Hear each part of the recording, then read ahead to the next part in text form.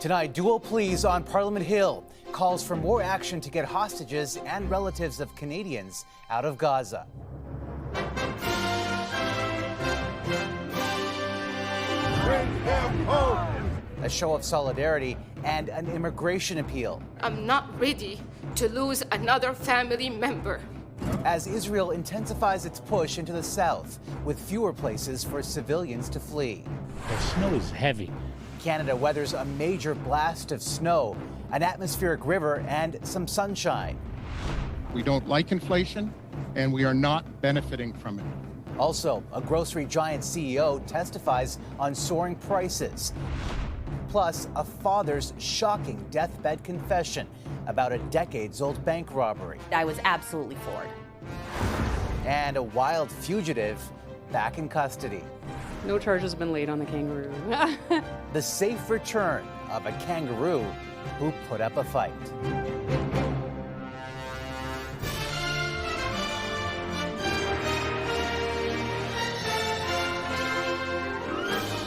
CTV National News with Omar Sachedina.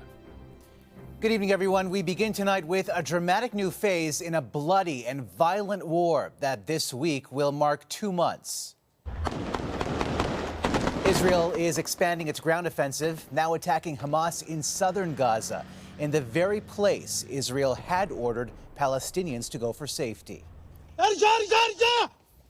Civilians caught in the crossfire running for their lives. 2 million people in Gaza have been displaced, and the Hamas-run health ministry reporting more than 15,000 dead. Already, the Israel-Hamas war is the deadliest and most destructive in the history of the two enemies. CTV's Adrian Gobriel on the next chapter. A flash of light, another building destroyed in Gaza.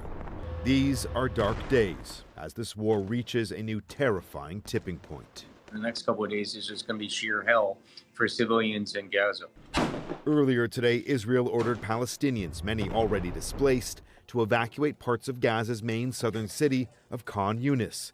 This map posted by Israel's military, pointing south and west, urging people in Gaza to head to the Mediterranean coast and towards Rafah, near the Egyptian border. There's nowhere to go. And Doctors Without Borders say 2 clinics in the south where they provide assistance are being forced to evacuate. You already lost colleagues in the north who are trying to flee south. Are you concerned you could lose more fellow doctors?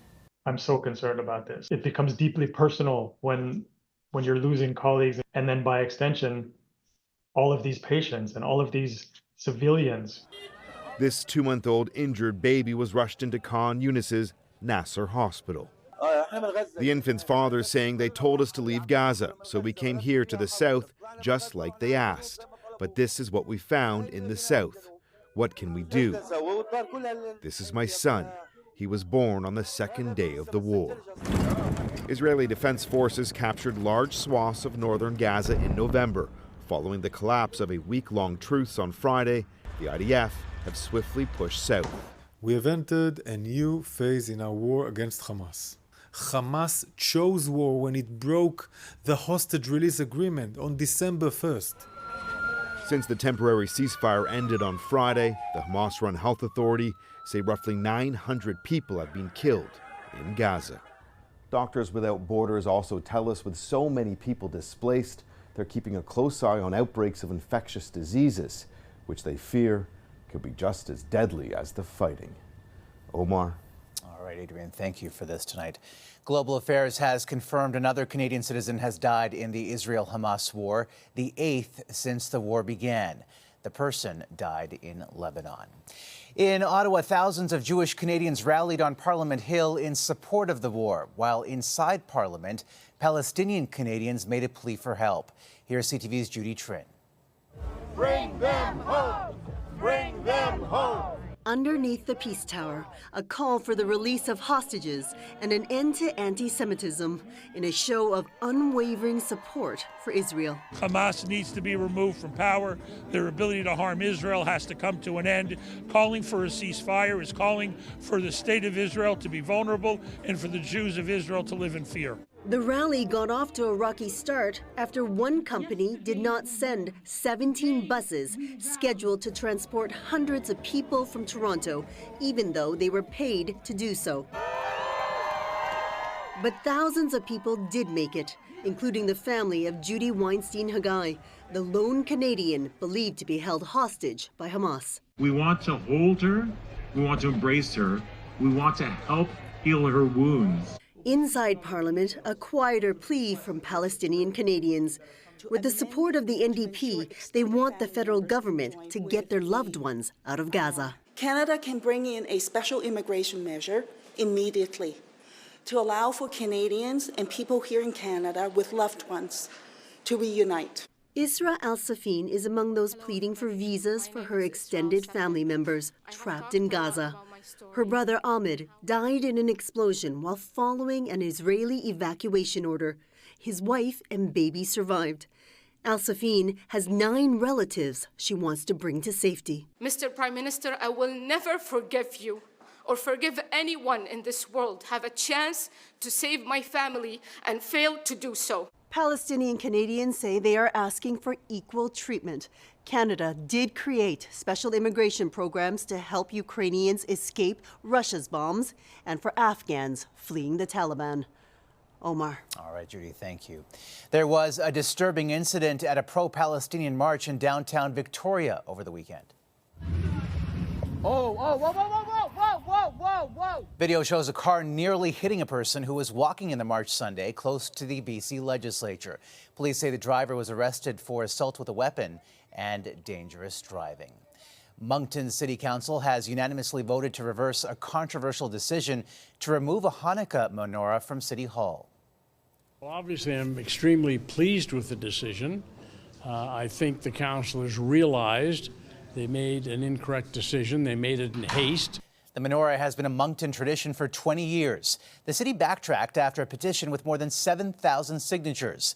In a statement, the mayor apologized, acknowledging there was a lack of reflection and understanding, and that the city acted too quickly. There's a confusing mix of pre-winter weather pounding parts of the country, and even where the temperatures are seasonal. As CTV's Vanessa Lee reports, the challenges are severe. The snow brought misery to Nova Scotia highways this morning. This was the scene an hour west of Halifax. A transport truck jackknifed, coming to rest in the median. RCMP say it's one of dozens of accidents across the province. I would say underestimate the road condition is probably a big part of it. It looks clear. The roads are like they've been clear, but sometimes there's ice under. It could be some water as well. The winter-like weather knocked out power to tens of thousands of homes in Quebec. Parts of La Belle Province woke up to more than 30 centimeters, putting Montreal's snow-clearing crews to the test. We have to do the job on a network composed by 6,000 kilometers of sidewalks and 4,000 kilometers of streets.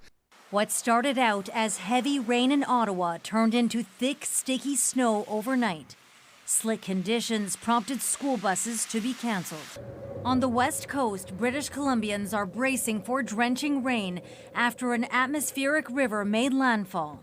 A potent storm could unleash as much as 150 millimeters over parts of Vancouver Island. There are fears it could cause landslides and washouts near creeks and rivers. We're not expecting the drastic destruction of the Coquihalla Highway like 2 years ago, but certainly we may get into a situation where there's some significant erosion along the banks. Calgary, meanwhile, is expecting double-digit temperatures. It's going to be so mild tomorrow, the city is opening 2 of its golf courses. Here in Montreal, rain is in the forecast this weekend, though Environment Canada says it won't be enough to clear all of the snow, which is likely here to stay, Omar. All right, Vanessa, thank you. The changing climate and how to slow that down is a key focus of the COP28 summit currently underway in Dubai, where Canada's Environment Minister unveiled stricter measures for the oil and gas industry to reduce methane emissions. As CTV's Colton Prail reports, that's prompted pushback in the West. A common sight across Canadian prairies, but flaring like this could be a thing of the past. Ottawa announcing a new goal to reduce methane emissions to 75% of 2012 levels by 2030, in line with recent moves by the European Union and the United States. We're eliminating most exclusions from the existing regulations. This means that virtually all of Canadian facilities handling natural gas will be covered. The proposed changes would come into effect in 2027 and apply industry-wide by 2030. It would eliminate the routine release of methane emissions during the energy production process, while creating stricter regulations around monitoring and fixing methane leaks. In 2021, Canada emitted 91 megatons of carbon dioxide equivalent methane. Under the new regulations, that would be cut by roughly 17 megatons every year between 2030 and 2040. Reducing methane is the no-brainer of climate policy because it's cheap, it's easy to do. The oil and gas industry is already moving. Saturday, 50 of the world's biggest oil producers pledged to cut methane emissions to near zero by 2030. But in Canada, Western provinces are pushing back. Alberta calling the regulations absurd and unconstitutional. We frankly know the Constitution is pretty clear that it's our jurisdiction, and he's putting his attention in our jurisdiction. It's not constructive, it's not helpful, and it does nothing long-term for our economy and our people. Premier Danielle Smith says she will use every tool available to ensure the new regulations are never implemented in Alberta, while Saskatchewan says the proposed changes amount to a production cap and federal overreach. Omar. All right, Colton, thank you. Just 2 months into the job, the Speaker of the House of Commons was forced to apologize to MPs for a tribute he made to the outgoing Ontario Liberal leader, but not without mounting a defense. It should not be seen as partisan to recognize a colleague's departure. It is an act of friendship and respect. But some members of the opposition are demanding Greg Fergus resign, arguing he did not respect the nonpartisan position he holds. There are more signs of economic turbulence emerging. Media companies, including Bell, which owns CTV, have been hit by layoffs this year. And today, 2 more revealed they are also cutting. CBC and its French language arm, Radio-Canada, said they will cut up to 10% of their workforce. 600 positions, 200 jobs currently vacant will be eliminated. And Spotify is slashing 1,500 jobs globally, 17% of its worldwide workforce. It's the 3rd round of layoffs this year. Facing the economic music is why the companies insist they're making the moves. CTV's Heather Butts reports on the impact. Facing mounting losses and a changing media landscape, CBC and Radio-Canada announced today cuts to jobs and programming to deal with a $125 million budget shortfall. We've seen layoffs and cutbacks going on for quite a few years. Started in print and it's in broadcast as well now, as a result in part of advertising declines and also audiences departing. CBC's president and CEO saying they've successfully managed serious structural declines in the business for many years, but no longer have the flexibility to do so without reductions. A major concern for parts of the country served solely by the public broadcaster. We will have soon a bigger problem in our society if we don't have any more media to cover the news, especially in the local and regional media. Roughly a tenth of the organization's workforce will be cut, some immediately, but most will take effect over the coming year. We believe in the public broadcaster and making sure that the service is available to all Canadians in all regions. We still need to revise the CBC Radio-Canada's mission and mandate. As media and tech companies make cuts, popular music streaming service Spotify also announced more layoffs, part of what its CEO calls strategic reorientation. Experts say it points to how sensitive these companies are to the economic cycle.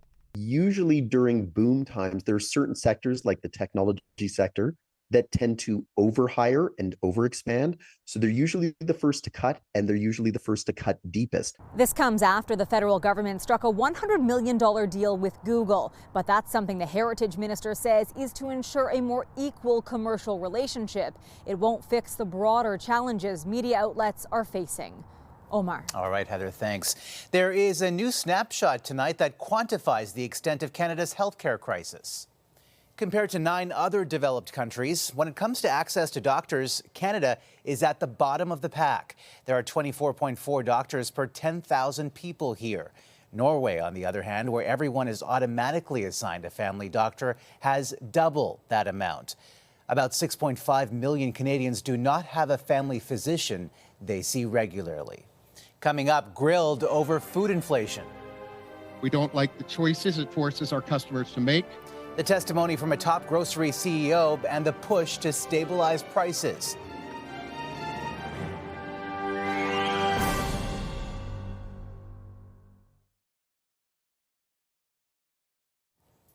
The head of a major grocery chain was grilled on Parliament Hill today about the soaring price at the checkout. And as CTV's Tony Grace tells us, he came with two promises, one public, the other secret for now. It's been 2.5 months since the federal government told grocery CEOs it wanted plans to stabilize soaring prices. We know that our efforts today are helping to slow food inflation, and we expect this trend to continue. Today, the head of Empire Company, which owns Sobeys, Safeway, and other brands, told a Commons committee it's expanding a price freeze on packaged foods and has more plans to reveal, but not until late January. We gave a confidential memorandum to this committee, which shows exactly how serious we are about helping to stabilize and hopefully at some point soon lower prices. One MP who saw the grocer's confidential plans and wasn't impressed is pushing for more taxes on excess profits. There is just so much corporate greed in so many different sectors that is driving inflation. And right now, so many Canadians are reaching the breaking point. And while the government hinted changes are coming, it is important for the biggest companies to pay their fair share. We think we need to introduce more competition into the grocery sector. The topic of profits at a time of high prices didn't escape the committee. We don't like inflation. We don't like the choices it forces our customers to make, and we are not benefiting from it. And Medline challenged MPs to do more. We at Sobeys are on board to help lower food prices, but I also believe that there are short and medium-term actions Parliament can take to relieve affordability pressures on Canadians. The upcoming holiday break means any new government action is unlikely before the new year. In the meantime, the committee wants to hear from another 4 grocery company CEOs on what they're doing to stabilize prices. Omar. All right, Tony, thank you. And a sad note from the world of entertainment tonight. Award-winning Toronto filmmaker Charles Officer has died. I decided to do those films not because I had a plan, it's because they needed to be done. Officer earned acclaim for championing Black voices through his work spanning film, documentary, and TV. First thing, shoes in point, no scuffs. His recent project, The Porter, the story of North America's first Black-led union, won a record-setting 12 Canadian Screen Awards. Officer died at his home on Friday after a long illness. He was 48. Still ahead, a criminal confession. If his name wasn't Tom Randall, I deserved to know my father's name. Revelations from a loving father who lived a lie for half a century.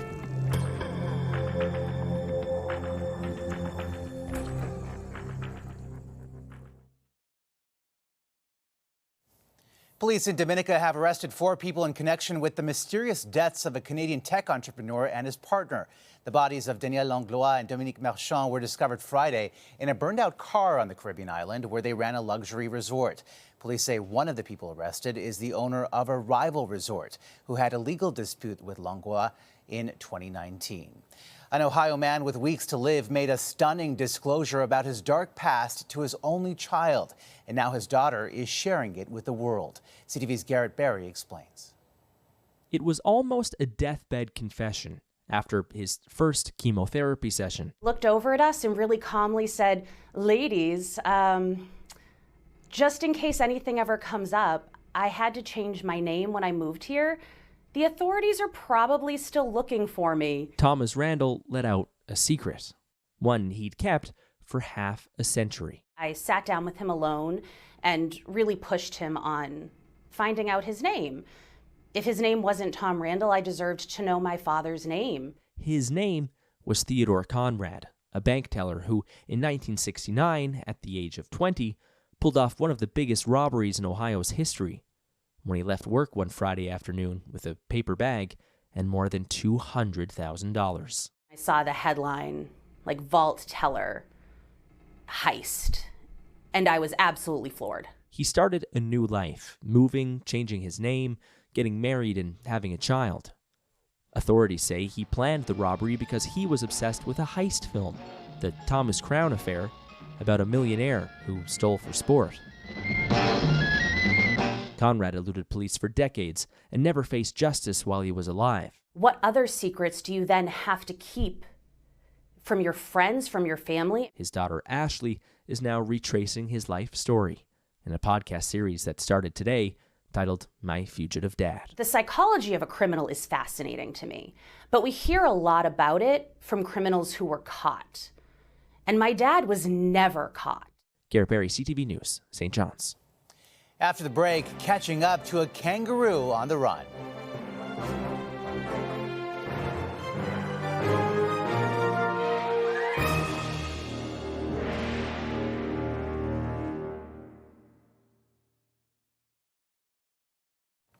The search for an escapee in Ontario that made international headlines came to an end today. CTV's Beth McDonnell has the wild story.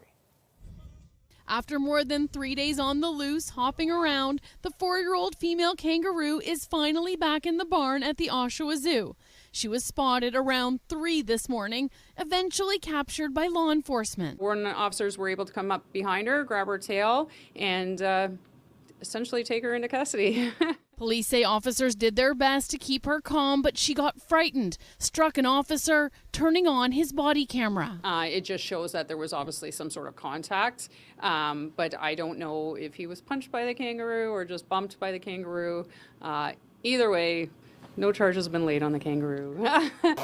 Thursday night, the kangaroo was one of 2 being transferred to a zoo in Quebec and was scheduled to spend the night at the Oshawa Zoo when it jumped over the handlers' heads. Early this morning, police lights nearby got Sherry and Alex Sylvester out of bed. They helped try to corral the marsupial, concerned for its well-being.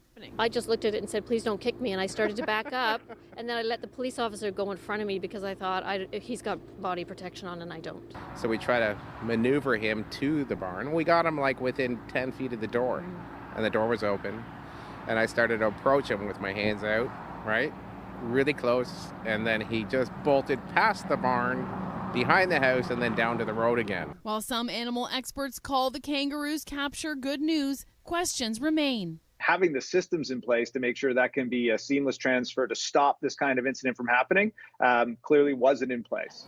Now safe and sound, the Oshawa Zoo says the kangaroo is doing great. She is resting, she is warm, she is well fed, she has got fresh water, and I think she is much happier now. Ontario's Solicitor General is determining if a review of the situation is required. The Oshawa Zoo says the people who did the transfer were experienced independent contractors. Beth McDonnell, CTV News, Oshawa. Relying on those animal instincts to stay safe. That's a snapshot of this Monday for all of us at CTV National News. Thank you for watching, and good night.